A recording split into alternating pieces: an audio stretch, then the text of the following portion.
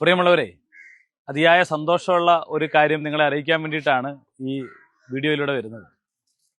നമ്മുടെ എല്ലാവരുടെയും സ്വപ്ന പദ്ധതിയായ ആനക്കാമ്പൂൽ കള്ളാടി മേപ്പാടി തുരങ്കപാതയ്ക്കെതിരെ സുപ്രീം കോടതിയിൽ പരിസ്ഥിതി സംരക്ഷണ സമിതി എന്നുള്ള പേരിൽ ഒരു ഹർജി നൽകിയിരുന്നു. നേരത്തെ ഹൈക്കോടതി തള്ളിയ ഹർജി തന്നെയാണ് സുപ്രീം കോടതിയിൽ പുനഃപരിശോധനയ്ക്ക് വേണ്ടി നൽകിയത്.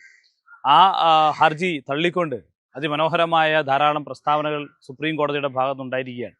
അത് വയനാടിൻ്റെ ജീവനാഡിയാണ് എന്നുള്ളതാണ് ഏറ്റവും പ്രധാനപ്പെട്ട ഒരു കാര്യമായി പറഞ്ഞിരിക്കുന്നത്.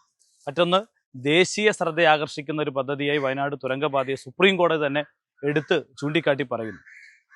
പല വാദങ്ങളും പരിസ്ഥിതി സംരക്ഷണ സമിതിയുടെ ഭാഗമായി ഉയർത്തിയെങ്കിലും ആ വാദങ്ങളെല്ലാം നിരാകരിച്ചുകൊണ്ട് എല്ലാ അനുമതികളും വാങ്ങിയാണ് ഈ പദ്ധതിയുമായി മുന്നോട്ട് പോകുന്നത് എന്നുള്ള കർക്കശമായ നിലപാട് സുപ്രീം കോടതിയുടെ ഭാഗത്തുണ്ടായിരിക്കുന്നു.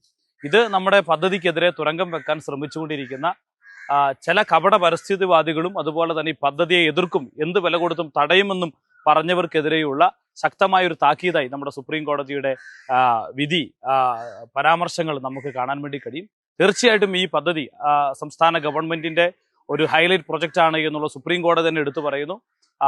കേരളത്തിലെ ഏറ്റവും വലിയ ഒരു പദ്ധതിയായി വയനാട് ആനക്കാമ്പൂൽ കള്ളാടി മേപ്പാടി തുരങ്കപാതയെ കണ്ടുകൊണ്ട് ഈ പദ്ധതിയുമായി മുന്നോട്ട് പോകുമ്പോൾ LDF ഗവൺമെന്റിന്റെ ഇച്ഛാശക്തി കൊണ്ട് നടപ്പിലാവുന്ന പദ്ധതി എന്ന നിലയിൽ ഒരു ഹൈലൈറ്റ് ചെയ്ത പ്രൊജക്റ്റായി, അത് ദേശീയ ശ്രദ്ധ ആകർഷിക്കുന്ന പദ്ധതിയാണ് ഇത് എന്ന് പോലും സുപ്രീം കോടതി പരാമർശിക്കുന്ന നിലയിലേക്ക് എല്ലാ അനുമതികളും വാങ്ങി മുന്നോട്ട് പോകുന്ന പദ്ധതിക്ക് തടസ്സം നിൽക്കാൻ ശ്രമിക്കുന്നവർക്കുള്ള കനത്ത തിരിച്ചടിയായി ഈ പദ്ധതിക്ക് സുപ്രീം കോടതിയുടെ അംഗീകാരം ലഭ്യമാവുന്നു എന്നത് ഏറെ സന്തോഷത്തോടു കൂടി നിങ്ങളെ അറിയിക്കുകയാണ്. ഏത് പിന്തിരിപ്പന്മാർ വന്നാലും, ഏതെല്ലാം ആളുകളുടെ ഏതെല്ലാം നിലയിലുള്ള തെറ്റായ പ്രചരണങ്ങളുമായി കടന്നു വന്നാലും ആ എല്ലാ കള്ളത്തരങ്ങളെയും പൊളിച്ചെഴുതിക്കൊണ്ട് ഈ പദ്ധതിയുമായി കേരളത്തിലെ ഗവൺമെന്റ് മുന്നോട്ട് പോകുമെന്നുള്ളതാണ് ഈ അവസരത്തിൽ അറിയിക്കാൻ.